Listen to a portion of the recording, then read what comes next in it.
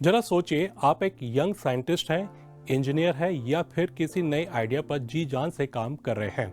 आपके अंदर पैशन कूट कूट के भरा है, कुछ नया करने की जबरदस्त चाहत है, लेकिन अभी तक किसी कंपनी से कोई ऑफर लेटर नहीं मिला है। अब अगर मैं आपसे कहूं कि आप बिना किसी स्पॉन्सर या इनवाइट के सीधे चीन जाकर अपनी पढ़ाई, रिसर्च, इनोवेशन या बिजनेस की शुरुआत कर सकते हैं, तो कैसा लगेगा? ये कोई हवाई बात नहीं है। आज की न्यूज स्टोरी में हम बात करेंगे चीन के एक बहुत बड़े स्टेप के वीजा के बारे में, जो 1 अक्टूबर 2025 से लागू हुआ है। आज की दुनिया में जब कुछ देश अपनी सीमाएं और दीवारें मजबूत करने में लगे हैं, चीन बिल्कुल उल्टा कर रहा है। वो अपने दरवाजे खोल रहा है। के वीजा इसका सबसे ताजा उदाहरण है। ये एक साफ संकेत है कि चीन अब और ज्यादा खुला और अधिक आत्मविश्वास से भरा हुआ है। इसका मकसद है दुनिया भर के यंग साइंस और टेक टैलेंट्स को अपनी ओर खींचना, ताकि कॉपरेशन और इनोवेशन की एक नई लहर पैदा हो सके। चीन ग्लोबल कोलैबोरेशन के जरिए इनोवेशन को आगे बढ़ाना चाहता है। ये नया वीजा दुनिया के यंग साइंस और टेक टैलेंट्स के लिए चाइना का वेलकम नोट है।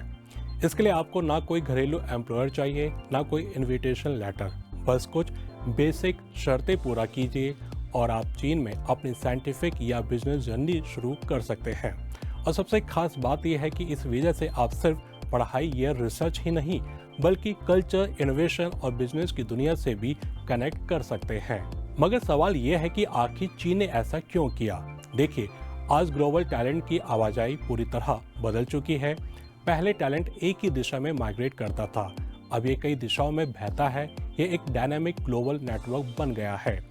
यूनाइटेड नेशंस के आंकड़े बताते हैं कि साल 2000 में दुनिया में लगभग 17.3 करोड़ इंटरनेशनल माइग्रेंट्स थे और साल 2020 में ये संख्या बढ़कर 28.1 करोड़ हो गई। इन आंकड़ों से दिखता है कि दुनिया और ज्यादा जुड़ रही है, और साथ ही कंपटीशन भी बढ़ रहा है। प्रतिभा अब सीमाओं में बंदी नहीं है। चीन ने इसे बड़े बदलाव को बहुत गहराई से समझा है। के वीजा इस दूरदर्शी विजन का हिस्सा है।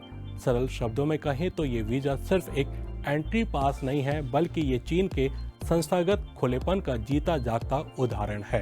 इसे खास तौर पर युवा विदेशी साइंस और टेक्नोलॉजी के महारथियों के लिए डिजाइन किया गया है। ये दिखाता है कि चाइना अब ग्लोबल टैलेंट एक्सचेंज में सिर्फ भाग नहीं लेना चाहता, बल्कि लीड करना चाहता है।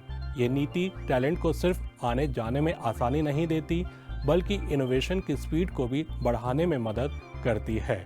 दिलचस्प बात यह है कि जब के वीजा की तुलना अमेरिका के H1B वीजा से की जाती है, तो फर्क साफ दिखता है। एक टाइम था जब लोग कहते थे कि अमेरिका ही टैलेंट के लिए फाइनल डेस्टिनेशन है, लेकिन अब चाइना भी एक बड़ा टैलेंट हब बनने की रेस में है। H1B वीजा मुख्य रूप से कंपनियों की आवश्यकताएं पूरी करने वाला एक वर्क वीजा है। इसके उलट चीन के वीजा का मेन फोकस एक्सचेंज और कॉपरेशन है। इसका असली मकसद सिर्फ नौकरी देना नहीं है, बल्कि साइंस और इनोवेशन में इंटरनेशनल सहयोग को बढ़ाना है।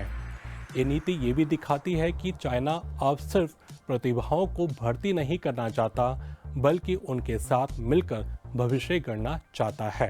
टैलेंट को अट्रैक्ट करना सिर्फ पैसा या पैकेज देने से नहीं होता। इसके लिए एक जबरदस्त माहौल चाहिए, एक ऐसा समाज जहां ग्रोथ के मौके हों, जहां नवाचार की कद्र हो और जहां कल्चर डाइवर्सिटी को दिल से अपनाया जाए।